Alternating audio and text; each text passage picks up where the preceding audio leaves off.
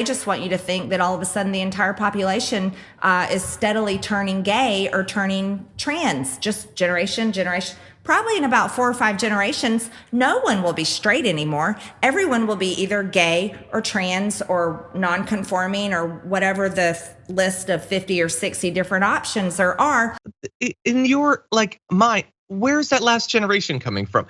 I don't even understand what she thinks of the science there, but apparently, JR, as we launch into Pride, there are they that want you to believe that everyone is gay.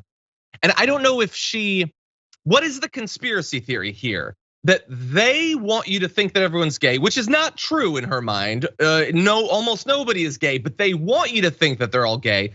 Or is it that they want you to think that they're gay and they are actually turning everyone gay? That people are being, against their will, converted into being gay or bisexual or polyamorous or asexual, or I don't know, I had a conversation with the wrong person and now I'm trans. Is that the conspiracy theory? I really shouldn't have had that conversation because now I gotta rethink everything.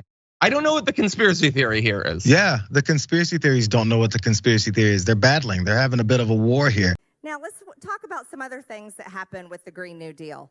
I mean, this is gonna be a future we're looking at where many bird species begin to go extinct. You wanna know why? Because of all the wind turbines that are being littered across America. You guys have plenty of them here in Texas. That didn't work out so well in the last ice storm, did it? No. No, it did not fail at outsized rates compared to the non-renewable energy, which she knows failed. She knows that Texas did nothing to weatherize it and is not going to, no matter how many times it fails. So that's just a fun little bit of misinformation and demonizing renewable energy. But we'll focus on the birds because this is something I would consider it one of the hits for Donald Trump to talk about the windmills killing all of the birds. And I've never really believed that he believed it. I think that he's opposed to it because he thinks he's supposed to be. Conservatives are supposed to hate renewable energy for some reason that makes no sense to me.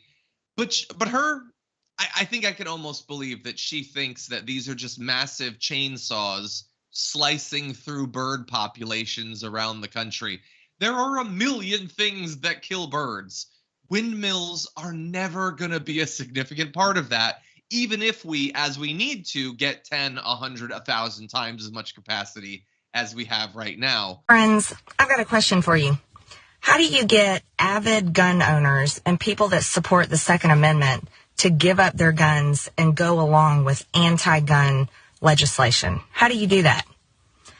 Maybe you accomplish that by performing a mass shooting into a crowd that is very likely to be conservative, very likely to vote Republican, very likely to be Trump supporters, very likely to be pro-Second Amendment, and very likely to own guns.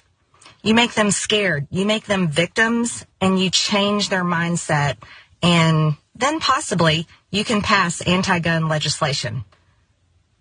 Is that what happened in Las Vegas? Is that why the country music festival was targeted? Because those would be the people, would be the ones that we would relate to?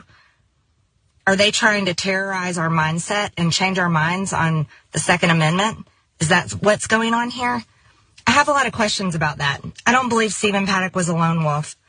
I don't believe that he pulled this off all by himself. And I know most of you don't either. So I am really wondering if there's a bigger motive there. And does it have to do with the Second Amendment? Because what's the best way to control the people? You have to take away their guns. So what she said is that devastating, deadly shooting in Vegas, I mean, she's not saying anything. She's just asking questions. Was it faked to take away your guns? And I love when people propose things like that because the guns weren't taken away.